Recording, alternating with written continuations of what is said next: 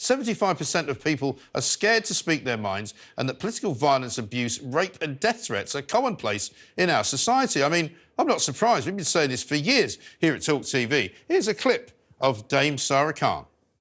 Because if we don't do something about this growing phenomenon, and let me be very clear, from our polling, 60% of the public think this has got worse in the last 5 years. If we don't do something about this, I'm afraid we will see an erosion of these precious democratic rights and freedoms of our country. That is something that we cannot tolerate. This is what marks us out as different to authoritarian countries, for example, our plural democracy, the right to free speech, the right to exercise our democratic rights and freedoms as citizens. And it's the government's responsibility to ensure that those rights are protected.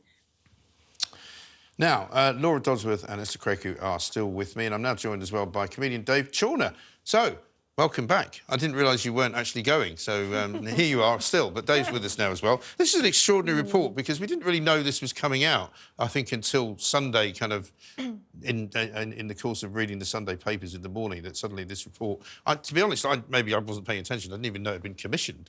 But it was all done sort of in the wake of the Batley teacher who's still on the missing list, who is still in hiding. Nobody seems to have ever done anything about the teacher's job. I don't know what the teacher's doing. Nobody does.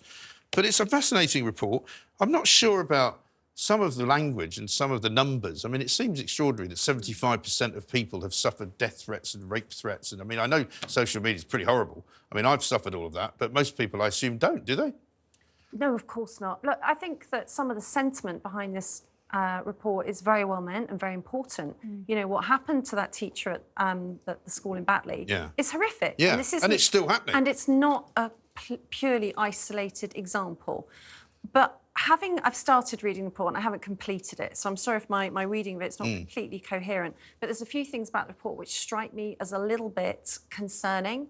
First of all, what is freedom restricting harassment? I don't like this kind of double speak. Yes. I think we need to be careful of it. Freedom restricting harassment is going to be something that you hear online that alters your perception of your freedom. It doesn't necessarily alter your perception. So, for instance, you know, the report has some quite large figures for people who've moved home. Well, that's concerning.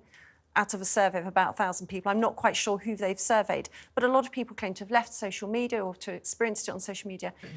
I fear that this report is something that softens us up for more censorship online, whereas another way of looking at this would be you can toughen up. Right.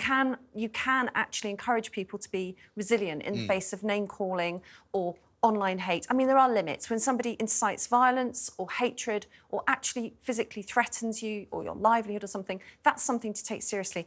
I fear that a lot of what's encompassed in this report... It's quite often not taken seriously, though. It's quite often not, and that's another problem I'd have with this report. You know, there are certain sorts of freedoms that the establishment's very keen on protecting, and others it's not quite keen on, not quite so keen on naming. So I don't think enough is being said about which particular extremists we're maybe at risk from. Yes. In this report. Well, here we go again. I mean, we've got like, for example, I mean, I'm assuming they must be talking about in the real world things like MPs getting visits at their homes from Just Stop Oil, or getting visits at their homes from pro-Palestine people saying that, you know, they should be ashamed of themselves and they're committing genocide while their children are inside sort of cowering and wondering what to do. But similarly, as you say, without anybody knowing who's to blame here, we're spending £31 million protecting our MPs from these extremists, but nobody's telling us who they are. Well, no, and they're happy to take... This is what I find so baffling about that. They're happy to take the extra security our MPs are, but they're not questioning why or what has necessitated it, which is it's very bizarre to me.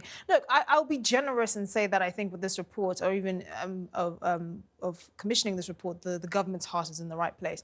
But actually, this is one of those times where, and we should have more of these conversations, this is above their pay grade. This is not something that I think is going to be best handled through with the use of policy or the typical levers of power. At the end of the day, you can't have harassment-free zones in front of a protest or whatever, these things that the legislation... Well, one of the things she's proposing is like abortion clinics in the US and maybe here as well. A buffer zone. I mean, it's completely impractical. If you really want to address this issue, and I don't think the government is the best vehicle to do this, you have to talk about the fact that the culture has changed. Yeah. Because 20 years ago, a lot of the things that you were able to say, you can no longer say it. So clearly the culture has regressed. Right. Now we have to ask, why is that? Well, because there's certain people in this society we're all living in that don't share British values. Because one of the top British values is being able to disagree on things in a civil way. Yeah. Being able to have public discourse about things that are sensitive, that are incendiary, but we have it in a way where we don't have to incite, Right. we don't end up inciting And violence Dave, against let me bring you in because you're a comedian. I mean, you know, a lot of comics. Well, okay, it's arguable. A lot of comics, though, are frightened of telling certain jokes. They're happy to tell other jokes because, politically speaking, they know that they'll be on the right side of,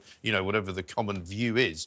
But I mean, do you feel as though there's things that you can't say as a result of what I would call intimidation or harassment or anything like that? I don't think so at all. I mean, I know it would make for better news if I was like, I can't say anything. Well, listen, You go to a comedy club and the amount of... There was a guy, like, literally, I watched it the other day, a guy was talking about, like, he was, you know, there was pro-Palestine, there was pro-Israel, and then they kind of, like, we kind of talked about it all, and it was fun. And I think it's... Well, that's good to hear, though, because I'm surprised at that. I think it's a mad statement to say we've regressed in the past 20 years. I don't know what that means. But the thing is, okay, I'll give you an example. So someone like Trevor Phillips, who has gone up until, like, but you can date back to the early 2000s. He was talking about the fact that there are communities within the UK that are living parallel lives, that have not integrated into Britain, that are basically living, that are self-isolating and haven't adopted British values. 20 years ago, he could say that, and he wasn't isolated by the political establishment. Now you can literally be doxxed. You can have your career or your job threatened for saying things that people disagree with.